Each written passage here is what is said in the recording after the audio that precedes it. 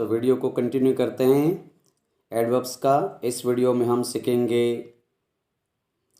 Position and rules of adverbs. Video के अंत तक ज़रूर बने रहिएगा। तो हम सीखते हैं कि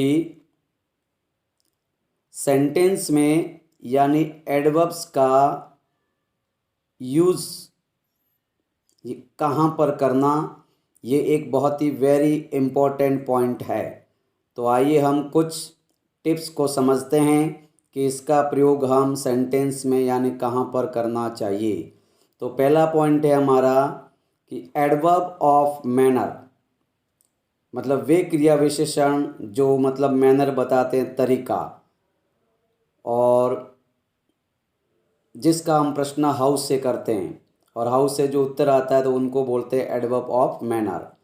तो इनका प्रयोग सेंटेंस में आफ्टर वर्ब या तो क्रिया के बाद में जब सेंटेंस में ऑब्जेक्ट नहीं है।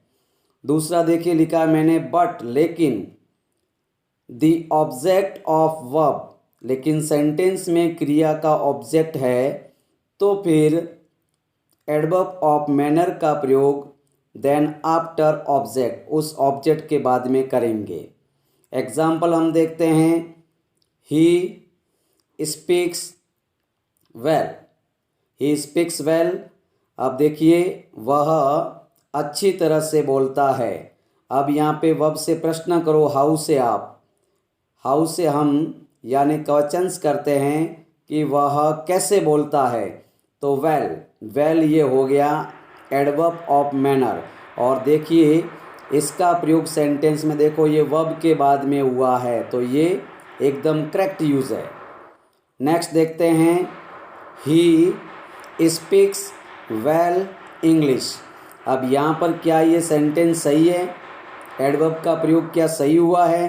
तो देखिए आप यहाँ पे स्पीक्स और स्पीक्स के बाद में वेल, अगर ऑब्जेक्ट नहीं होता तब तो सही था, लेकिन देखिए इसके बाद में ऑब्जेक्ट है, इसका मतलब ये एडवर्ब ऑफ मैनर इस इंग्लिश के बाद आना चाहिए।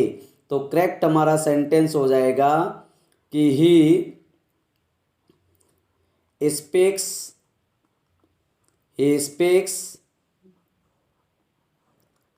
English well. ये आपका सेंटेंस हो गया करेक्ट एकदम, क्योंकि इसमें ऑब्जेक्ट है इसलिए एडवर्ब ऑफ मैनर ऑब्जेक्ट के बाद आएगा।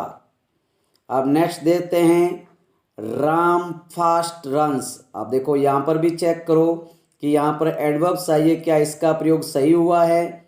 अब इसका प्रयोग बिल्कुल भी सही नहीं हुआ है, क्योंकि देखो ये वर्ब्स के बाद में आना चाहिए। तो ये फास्ट कहाँ पर आना चाहिए? वर्ब्स के बाद में आना चाहिए यहाँ पर। तो हमारा सही सेंटेंस क्या हो जाएगा? राम रन्स फास्ट, राम तेज दौड़ता है। अब इसका आपको पता लगाना है तो आप वर्ब से यहाँ पे प्रश्न कर दो हाउ से, हाउ रन्स, वह कैसे दौड़ता है। तो जो हाउ का आंसर आएगा तो आ गया फास्ट, तो ये आपका हो गई एडवर्ब। क्या हो गई? एडवर्ब। और एडवर्ब में कौन सा प्रकार है? Adverb of manner. ज्ञात करना है तो आप वर्ब से क्वेश्चंस करो हाउ से, और जो आंसर आएगा वो एडवर्ब ऑफ मैनर। नेक्स्ट में देखते हैं, यहाँ पर दिया है पॉइंट देखिए, adverb of time and place. वे क्रिया विशेषण जो समय और स्थान के बारे में बताते हैं। अब समय वाली क्रिया विशेषण की पहचान करनी है तो आप क्वेश्चंस करेंगे व्हेन से। किससे करेंगे?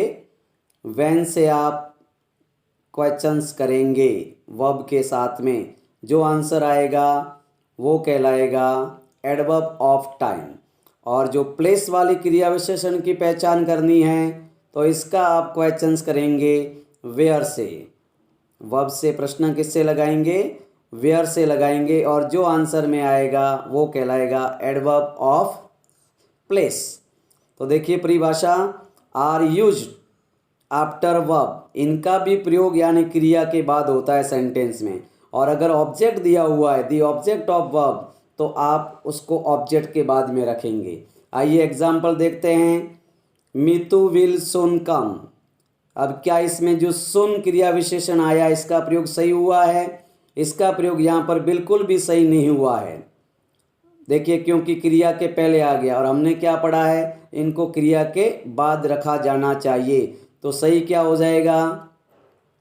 सही सेंटेंस हमारा हो जाएगा कि Mitu will come soon, Mitu will come सुन, ये प्रयोग सही हुआ। अब देखिए, कम के बाद में ये सुन आया है, तो ये राइट प्रयोग है। नेक्स्ट देखते हैं, दे देयर लिव। अब यहाँ पर जो देयर क्रिया विशेषण आया है स्थान वाला, वे कहाँ रहते हैं, तो कि वहाँ। अब देखो, यहाँ पर भी प्रयोग गलत हुआ है, ये भी कहाँ आना चाहिए, वर्ब के बाद में आना चाहिए। तो क्या हो जाएगा, ये हो जाएगा they live there, they live there, ये इसका करेक्ट यूज हो गया। और लास्ट हम देखते हैं, she will go to Siroi next Monday. अब देखिए, यहाँ पर जो क्रिया विशेषण ये आया है नेक्स्ट करके, तो ये प्रयोग यहाँ पर सही हुआ है। अब इसको जानना है कि वह सिरोई कब जाएगी। देखो, व्हेन से क्वेश्चंस लगा दो आप, कब जाएगी, तो कि नेक्स्ट मंडे, तो ये आपका हो गया क्रिया विशेषण। तो इस तरह से आप क्रिया विशेषण की पहचान भी कर सकते हैं